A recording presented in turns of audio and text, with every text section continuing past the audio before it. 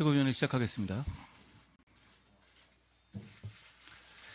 이미 어제 이전으로 돌아갈 수는 없습니다. 국민들께서 그걸 용납하시지 않으실 겁니다. 우리 당 의원들도 그리고 우리 당의 당원들도 엄정한 현실과 민심을 직시해야 합니다. 여러분, 그럼에도 불구하고 대한민국은 발전해야 하고 국민의 삶은 나아져야 합니다. 그러면서도 범죄 혐의를 피하기 위해서 정권을 잡으려는 세력은 또 막아야 합니다. 어려운 과제이죠. 계엄 선포 당일보다 사실 어제 그리고 오늘 새벽까지 더 고민이 컸습니다.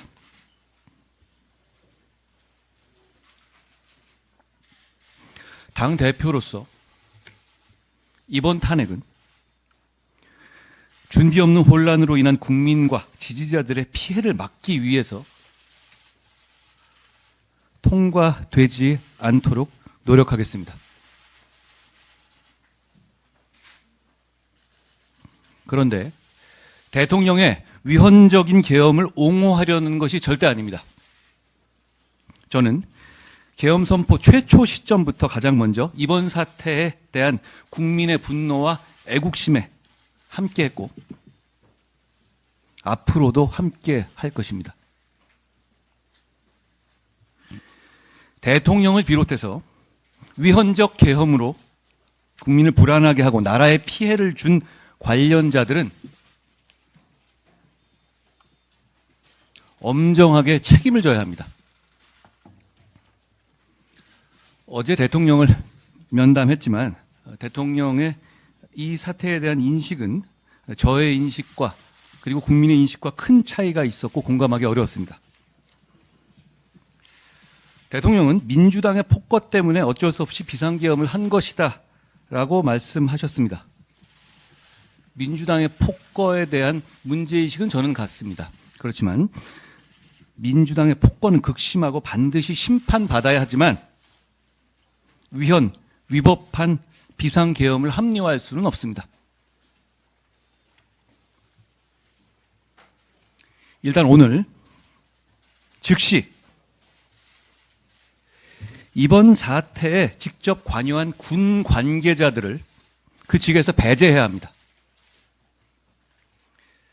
그래서 혹시 이런 일이 또 있을지 모른다, 또 이런 일이 준비될 수 있다라는 국민들의 불안을 덜어드려야 합니다.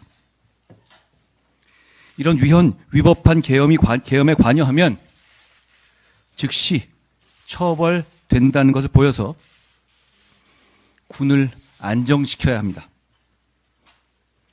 그리고 당대표로서 대통령의 탈당을 다시 한번 요구합니다. 어제 최고위에서도 말씀드렸지만 이번 사태는 자유민주주의 정당인 우리 당의 정신에서 크게 벗어난 것입니다. 지지자들, 당원 동지들, 그리고 의원들께 말씀드립니다.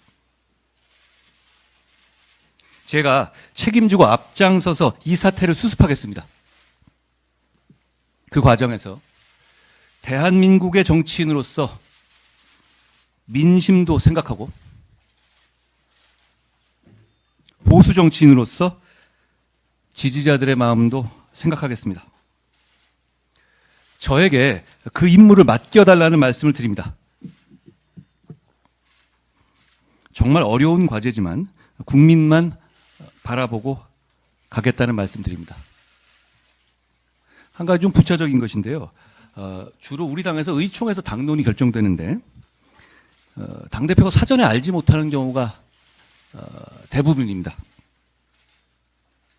앞으로는 당대표에게 의총에서 당론이 결정되기 전에 당대표가 사전에 알아야 할 것이고 당대표가 의견을 낼 기회가 있어야 합니다.